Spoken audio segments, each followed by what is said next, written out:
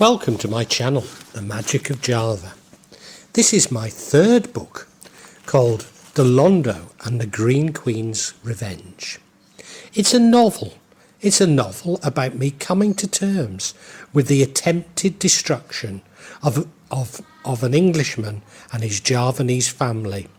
But it is a novel. Yes, it's based on experience. It's based on real people and celebrities, but amalgams of real people or caricatures of them. So if you do identify yourself, please forgive me, because it's only intended as a yarn. The honey trap. Within all my new knowledge, there are so many contradictions, which I'm willing to accept are due to the interplay of absolutism and relativism. But one area which continues to perplex me, and this concerns the observation that we create our own universe. This means that anything we believe becomes reality. So when we believed in a flat earth, it was flat. When we believed in the paranormal, it was true. And when we believed in Newtonian materialism, the world was made up of inanimate objects. And now we are unsure. Our world has become less certain. But how can this be true when we share our world with others? Or are we creating those others? We're fooled by the dialectic nature of scientific inquiry to see one theory as replacing another, when actually we never did discard many of these beliefs, despite now finding them comical. We simply reduce the predictive power of the old hypothesis. So we still use the assumption of the flat earth when planning all but long journeys and in surveying, but we know that it is yet less useful in describing our wider world. So for surveying, we are using the detailed rational left brain, when the more theoretical, holistic model of the earth as a globe originates in the right. We should understand that the dialectic ultimately produces synthesis and ignore the temporary state of antithesis. This is similar to how Branwell clings on to aliens and alien technology to explain his experiences, and TT&I to elements of the paranormal. For example, I cannot completely dispense with the ghost Putri's prognosis via a deranged Madde, however incredible they may seem. In fact, the person who has most rejected these thoughts and returned to the reassuring comfort of Plato's cave is Madde's self. Was this the effect of the strong psychotropic medicine, or simply a reaction to how distorted her mind had been?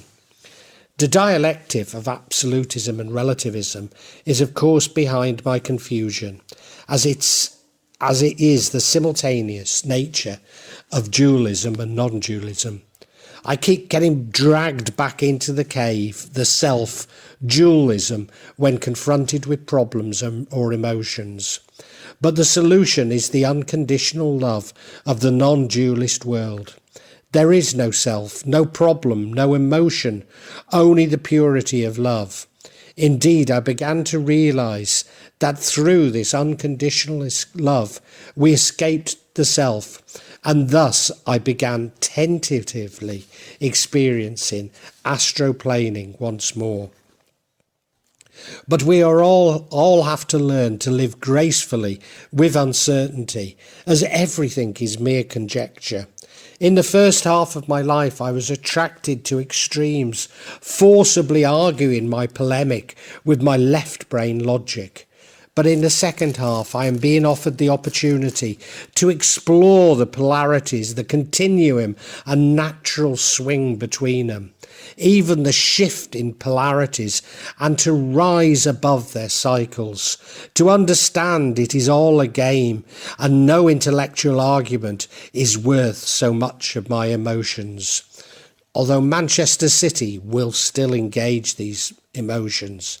After all, I recall when Macclesfield was a local derby. For we can contemplate causality within our subsystem, but we have no concept of reality, and therefore causality within the larger consciousness system. It is this uncertainty which gives rise to black magic, the occult entities, New Age beliefs, and even those areas of difference between religions. For Maddie, her induction into Kajawan by her nene allowed her to deal with this uncertainty, to both atomize and unite her knowledge simultaneously, and therefore to lead a normal life. An alternative explanation is that we can find enough evidence to support any theory, however much it might contradict another. So the dialectic is simply a device to keep us searching. I've accepted that the total sum of veneration of an entity creates the power and reality of that entity. I am also willing to believe that it can be true of any object and therefore any belief or reality. Such ideas only seem nonsensical if we can hold on to the concept of the self. If we can accept that we are part of a huge living organism, then of course more of us who believe something than it becomes, the more real it becomes. So it is not so much that we individuals create our own reality, although we do create our immediate reality. It is collectively that we create realities and universes. Maybe the knowledge that we seek within our universe is how to reduce entropy. Surely this only can be achieved through cooperation and love. Even if this is a tautology, for if we reduce entropy, we would not know that we would also reduce knowledge. But we attempt to control our environment through our fear, when reducing empathy means releasing ourselves from fear and accepting uncertainty. So the role of hatred and greed is a reaction to seeking cooperation and love. It is a balance preventing us from gaining profound knowledge or to encourage us to reject knowledge. This means that we have chosen to organise society in a way which actually keeps us from gaining or accepting this profound knowledge. Society, therefore, is a camera obscura of our reason for being.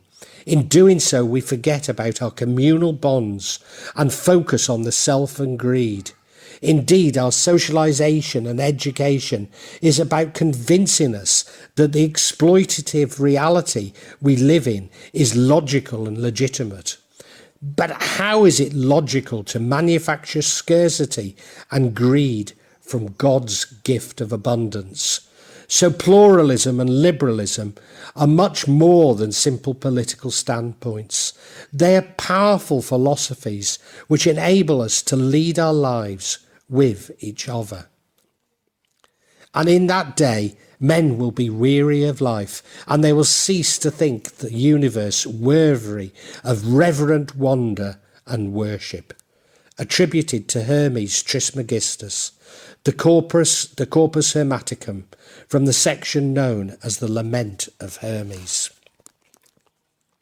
Then at a personal level, all that has happened to me and my family was not sent to me by some outside force such as God, but has happened because I chose it.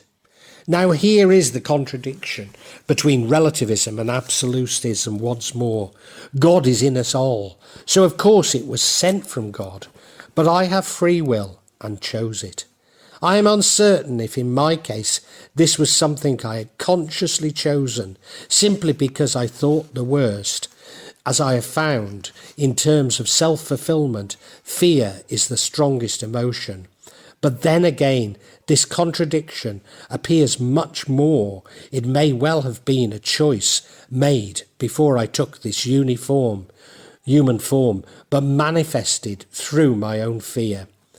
But above all, I want Branwell to recover and be in control of his life and his future, whether via being forced into sheltered accommodation or in gaining enough composure to look after himself. Whilst not wanting to focus on us as individuals, maybe I am missing the influence of Maddie in all this. All our problems really manifested themselves after our marriage? Did she subconsciously feel she was unworthy of our happiness?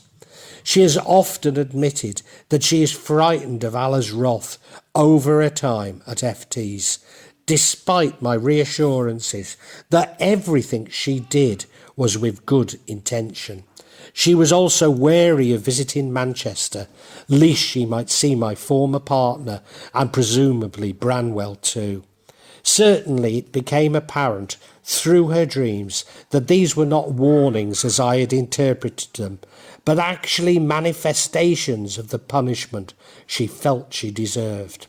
However, I must have allowed Madde to feel guilty in the first place, at least in one version of the universe. Is this my own guilt? Maybe this is the point of confession and forgiveness.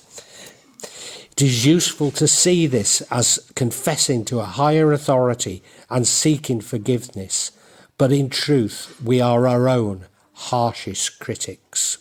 In this life we probably never know, but it is better to see it as our joint desires coinciding, possibly also with those who wish us ill. After all, we really are one and aim to be one with God. So it is our interactions within God's overall framework which shapes our environment, past, present and futures. Indeed, this is the royal point of forgiveness and not bearing a judge. For if we create our own problems in life, we are really forgiving others. It is at this point that the conspiracy theorists jump back in, because if we can collectively create our own reality, then why do we accept surveillance, inequality and oppression?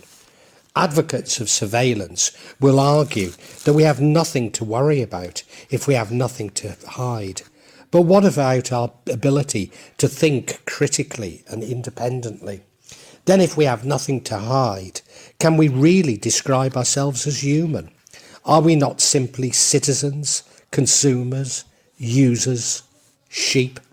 Because those who scrutinise believe Bentham's panopticon prism to be the ultimate inefficiency, whereas to everyone else it is our idea of hell, and herein lies the profound challenge, because we cannot allow those with a different basic beliefs to dictate to us.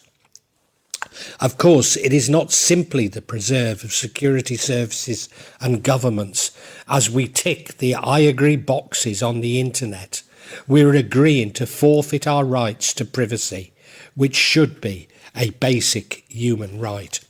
There is much talk of the Internet of Things, when really we should be talking of how our possessions will spy on us. But maybe the most farcical is the name Smart City, when it's really a system of control designed by surveillance capitalists for municipal dictators.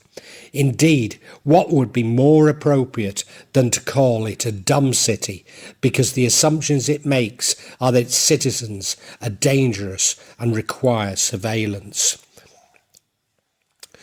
What we are missing is that surveillance goes in hand with extreme inequality and facilitates oppression. Why and how, you may ask, but the observant amongst us will have already worked this out. Who controls the security service and devours their secrets? The taxpayers who pay their wages? Or could it be the highest bidder? We live in a universe of plenty, but behave as though it is scarcity. We live in a universe of love and behave as though it's hatred. We're connected to our spirit, but behave like it's not there. Why? Men occasionally stumble over the truth, but most of them pick themselves up and hurry off as though nothing ever happened. Winston Churchill. Of course, hegemony explains this, but what is the purpose of this hegemony? Yes, it ensures that the elite enjoy more of their fair share of the bounty of the universe, But are they truly happy? Certainly, in continuing to strive to acquire more, they cannot be satisfied, just as those with power seek more power, even more of their power, as though they are addicted. So conspiracy theorists believe that the elite are in some way separate from the masses, as they think and behave differently, maybe another species, from another planet, even universe. For our struggle is not against flesh and blood, but against rulers, against authorities, against the powers of the dark world, and against the spiritual forces of evil in the heavenly realms. Therefore, put on the full armour of God, so that when the day of evil comes, you may be able to stand your ground, and after you have done everything, to stand. The New International Bible, Ephesians 6:12-13. But isn't there a much simpler explanation that these are the point to us being here and our learning to free ourselves from greed and fabricated scarcity? The elite only exploit us because we allow them to do so. We comply by playing the game of greed and indulging the self. We do not do so much because we want the elite to stop us as to join us. Even a cursory look at the individuals behind the global financial crisis, and one is left in no doubt that we, like lemmings, simply followed the world's greediest people because they were prepared to lie through their teeth that the world economy was safe in their hands. Lest you think I'm going too far, my comments almost completely mirror what John Maynard Keynes had to say about capitalism. Indeed, it seems to me to be a supreme arrogance to define people who do not share our views as aliens or reptiles, although maybe psychopaths is a valid description. Nevertheless, they are human like us, and despite their wealth and power, they are driven by wanting more, and paradoxically, this means they are less happy than and fearful of us. Just as in the West we externalised evil, and Maddie through Putri created a monster from Hegemony, a monster who defiles his own daughter, because it's easy to contemplate an external monster than the truth that humans will hold different perspectives. This is the point of first contemplating piety, then Hegemony, Angabaya, and finally my own son Branwell. Some of you will be more guarded, secretive, less trusting, more fearful. But that's the point of free speech and debate. We allow those with different worldviews to dominate us because they seem more certain in what they are doing, whereas those who are more open and loving are most also open to expressing their insecurities. The same is true of politics and nation states, which leads me to question if the concept of the nation is merely a device to keep us playing, and that when a politician gains power, they realise that this power is a complete illusion. They become consumed by the power of others, never realising that it's their own insecurity and fear which is the power they should be really cautious over. Maybe they're caught in a honey trap operation by a security service, and really they are mere puppets to a higher power, to a deep state that is out of control. Just as we create our own misfortune, we create our own exploitation because we feel we deserve no better, as Maddie did. But we have to need to define all those with more power than ourselves as exploiters. We seek to define ourselves as victims and victimised, and in doing so, we actually deserve our servitude. Taken to its logical conclusion, we create these conspiracies through our own beliefs. That is not to suggest that no conspiracies exist. but it is better not to dwell on them. Maybe the issue is that we are all too often confuse confidence and power with tyrannical dominance. We allow ourselves to be led by the confident, who are often corrupted and resort to tyrannical dominance. Why do I reject the conspiracy theorists and so many of the more fanciful explanations on the meaning of life? After all, I have found the more bizarre the explanation, the greater resonance it has. We've been taught to accept Cartesian rationalism, to expunge conspiracy theories, and that we live in a world of scarcity. But is this at the core of the hegemony I have uncovered? I have now accepted the most incredible phenomena, but somehow a conspiracy of reptile beings is a step too far for me. Nevertheless, as I've already indicated, if enough people believe that we are repressed by a race of reptile beings, then indeed we are, and who am I to argue against it? I am, however, somewhat prepared to consider Nero-Orchidal as an entity that the story of her being part Naga is at least a metaphor. Some have argued that the reptilian mind is the left-sided brain and the mammalian is the right-sided. While this is somewhat oversimplified, if we bring the concept back to being within the mind, it is something I am more prepared to entertain. I have also come across the observation that jinn often show themselves as reptile-like. So just maybe I should not totally discount a race of reptile beings. I do not wish to repeat the reductionist claims about the brain's hemispheres, but certainly the left-hand brain is the part which emphasises the self, the part which tells us I am. To argue against the majority is an act of extreme individualism, even selfishness, but just maybe there are times when it is necessary.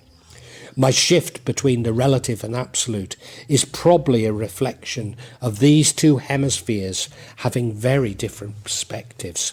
So is my new knowledge about the triumph of love over hate and conspiracies are inevitably based on fear, the very emotion I seek to reduce. This is probably related to my lack of focus on aliens, as to accept that aliens are responsible either for ancient civilizations or in contact with us now also implies that there is a conspiracy amongst governments to hide the truth from us. He who mocks the infant's faith shall be mocked in age and death. He who shall teach the child to doubt, the rotting graves shall ne'er get out. He who respects the infant's faith triumphs over hell and death. The child's toys and the old man's reasons are the fruits of the two seasons. William Blake, An Auguries of Innocence. But then also as a Muslim who dips into the Kajawan tradition, I must realise that so much we call knowledge and conspiracy are actual metaphors, for we cannot complete Allah nor His Majesty, so we're exposed to theories which help us to come closer. So these conspiracies take an abstraction to its logical conclusion without looking at the antithesis. This is the reason why my thoughts have kept coming backwards and forwards, as if everything is an abstraction.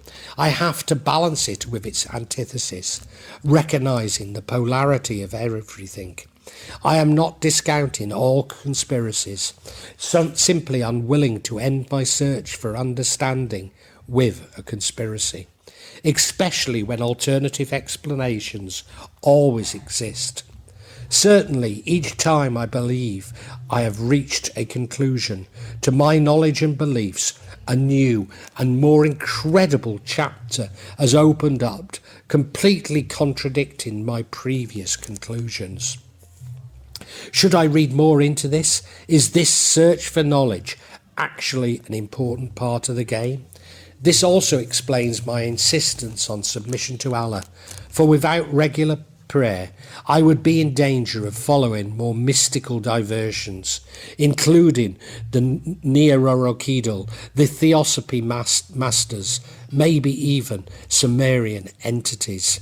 I do not deride those who follow such explanations, simply express my own faith, as at the end of our investigation, faith is all that we are left with. Certainly, I am not taking the messianic approach that I want nothing to do with such entities, because they are demonic, although may ultimately arrive at this conclusion.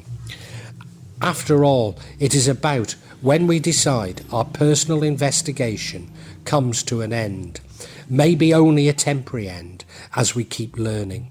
So I end with submission to Allah, but others will with necromancy, a new world order or animism. Even this has to be a simplification. For time is a construct. There is no beginning and no end, no hierarchy of beliefs and understanding, but possibly enriched. So there is a great paradox that I have refused to be limited by the confines of Plato's cave, but am prepared to accept the boundaries imposed on me by my faith, especially in relation to abuse of all forms of power for personal gain. Perhaps it was my selfishness and egotism which made me decide to investigate what is now known as the Truth Movement concerning the 11th of September. Or maybe it's because I am a Muslim and cannot comprehend how my faith would inspire such evil. But there are so many theories, mostly contradictory, but the existence of insider trading across the world, some with strong links to the US executive and security services, is to me of the greatest concern. Such trades have been explained as a coincidence, along with so many anomalies related to the 11th of September. But so much is contradictory. Is this simply another false trail? Also, whilst insignificant by comparison, the conspiracy theorists themselves make money from spreading the conspiracies and have a vested interest in keeping us doubting, so that the truth movement itself has become an industry. Indeed, there appears to be a formula to make money through these conspiracies, which is so well traded, and those making the most may have simply applied the formula to a slightly new area. The collapse of the World Trade Center was so dramatic and implausible. It is natural that this is the focus of the conspiracy theorists. But I've learned to disregard the obvious and to look at the most outrageous aspects, such as why. Equally, what is the evidence supporting the official version of events? A paper passport which survived a plane allegedly exploding into one of the world's largest building complex, which itself was almost totally destroyed by heat so powerful it bent steel. A passport which was not used as ID to board this plane. A building which I myself, many years previously, had fleetingly worked in, but then I also worked closely with bin Laden's companies when in Saudi Arabia. This passport was presented to the world by Bernard Kerik, the New York City Police Commissioner, who was later convicted of fraud. But it is not my desire to argue about the 11th of September, simply to express my doubts, and my doubts about the official version of events, and to see this also a conspiracy theory, and is certainly unproven. Nevertheless, I am now left with feelings there is something related to the 11th of September that has not been disclosed.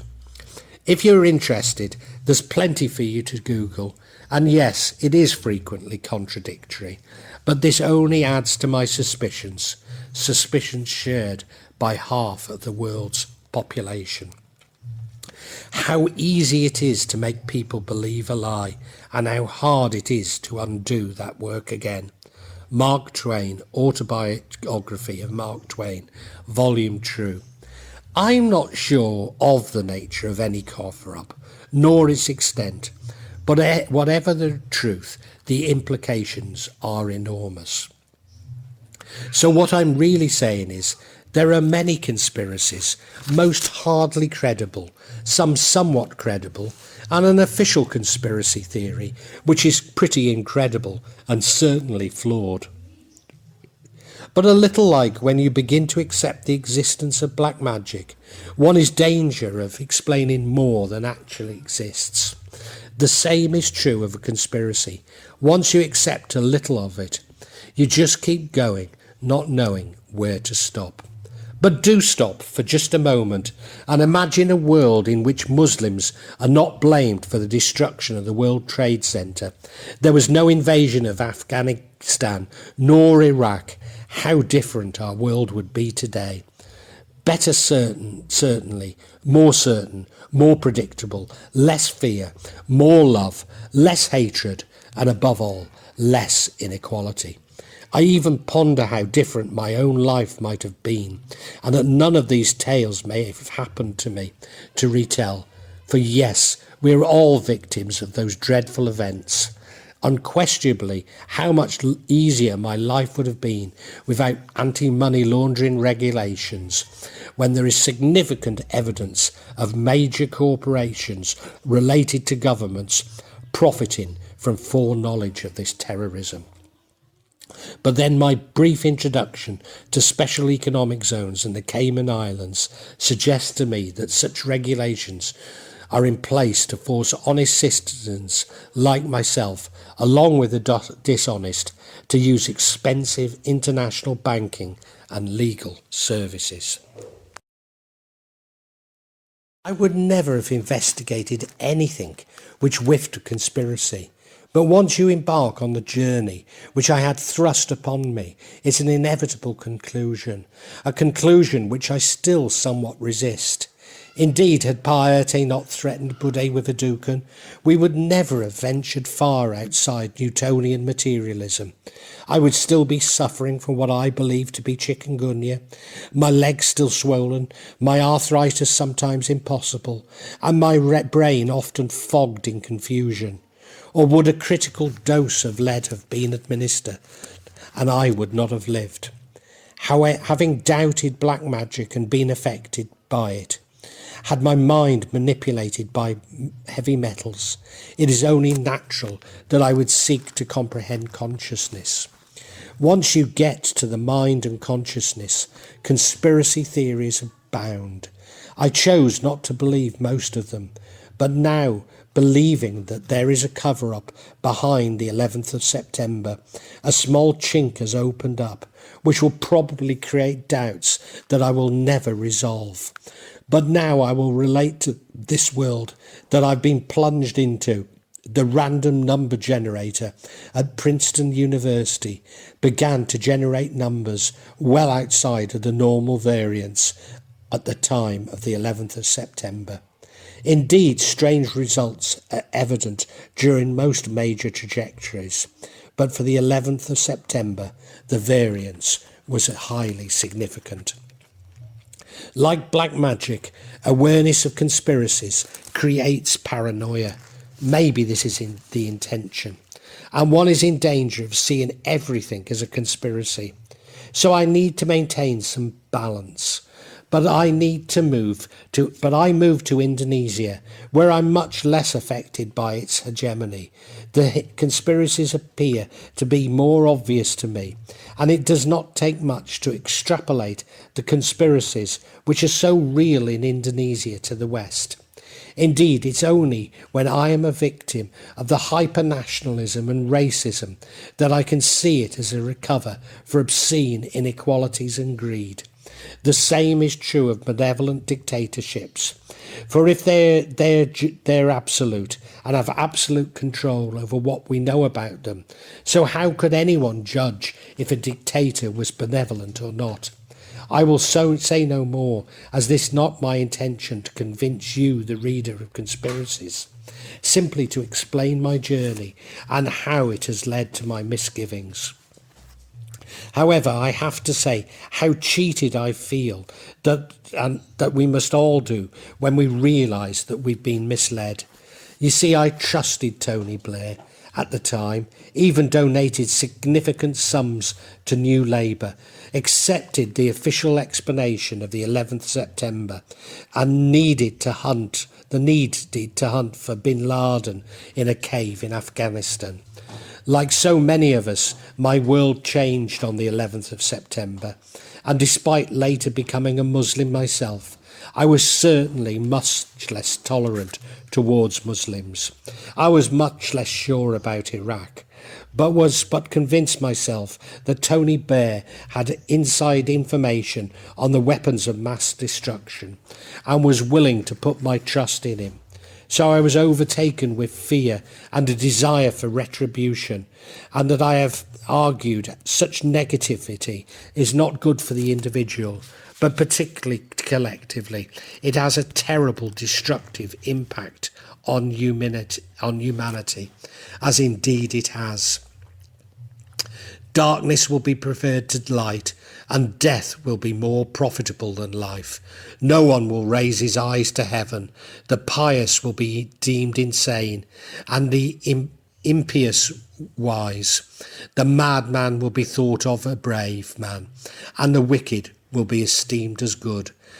As to the soul and the belief of immortal by nature, and may hope to attain immortality, as I have taught you, all of they will mock at, and will even persuade themselves this is false. No word of reverence or piety, no utterance worthy of heaven and of gods of heaven will be heard or believed. Attributed to Hermes Trismegistus, the Corpus Hermetica, from a selection known as the Lament of Hermes. The clues were all there. On February the 5th, 2003, US Secretary of State Colin Powell used PowerPoint to present evidence to the UK Security Council on Saddam Hussein's WMD. The Security Council laughed at the evidence, and so should we. Indeed, it would seem that Colin Powell himself knew it to be a complete fabrication.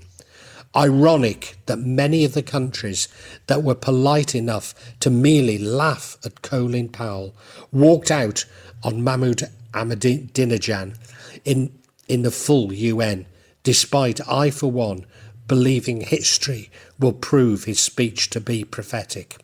Nevertheless, the ability to lie through one's teeth, to keep serious when selling the alternative reality, are the preserve of magicians and despots alike. But even if we get to the bottom of what really happened on the 11th of September and who was orchestrating events, what are we going to do about it?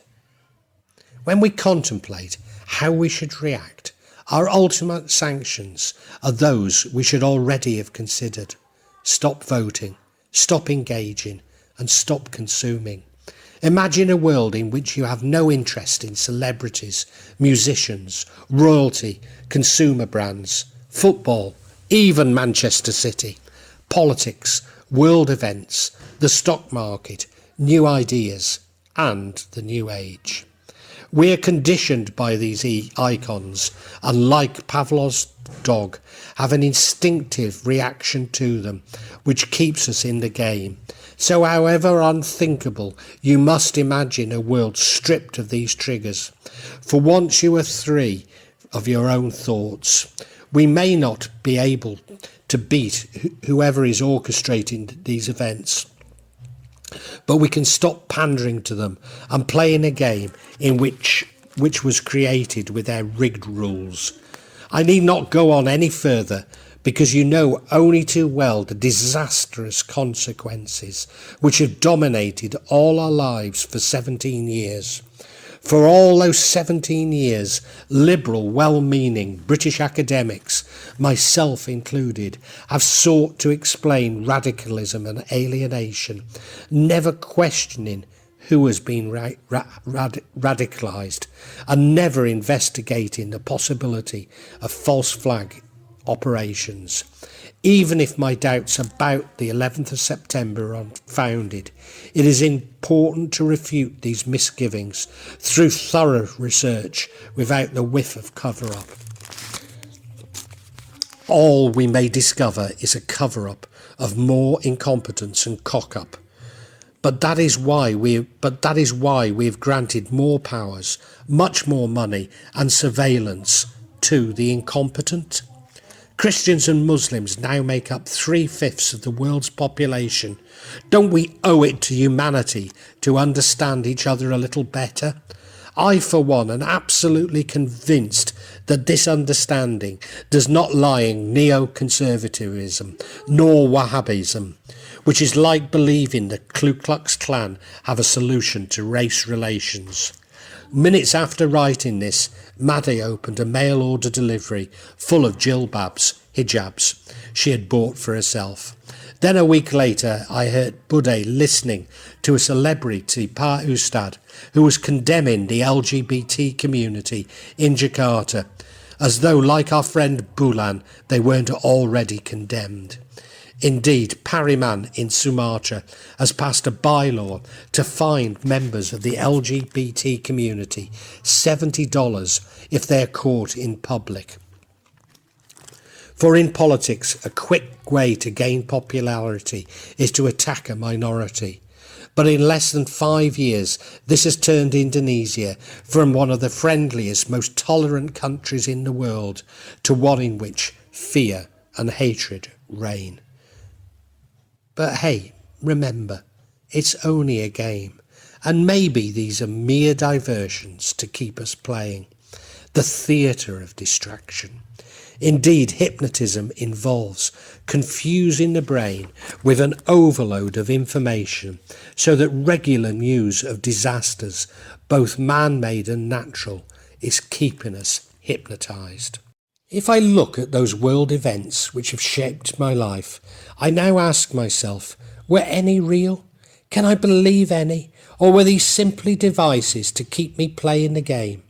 JFK's assassination, England's World Cup win, the moon landing, Wigan Casino closing, Japan's management's creation of an economic miracle, the 11th of September, weapons of mass destruction, the rise of the Asian tigers, including Indonesia, the Asian financial crisis, the Western financial crisis, China's rise as a world power, the Brexit vote.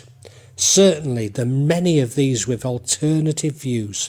Call them conspiracies if you will, but this has my life been. For I cannot trust these formative events. My working life has been devoted to research, mainly economic, but I can no longer trust the underlying assumptions of economics, let alone its explanations of world events and reporting of these. I have even built econometric models of local economies and contributed towards national and transnational models, which I now understand the assumptions have been wrong, and with the boundaries so porous to even question the concept of the nation state. Outside of the truth movement, there exists to me a convincing explanation for many of these conspiracies. I'm sure we recall when we began our careers thinking that we would serve humanity and never disrespect our customers. But gradually this utopianism is chipped away at as we ascend for a long stand or even a Ramsbottom's recumbent posture in the warehouse. Slowly colleagues commiserate with you after a hard day, saying, they're all idiots. They don't know what they're doing. They're taking the piss. Do you really believe that the world's leaders meet at Davos and don't engage in the very same banter as we do? Slowly, politicians and leaders disrespect their citizens, and in doing so, see themselves above the rest of humanity, godlike. But once this process has become corruption, authoritarian cruelty, even wars and false flag operations are a superlative.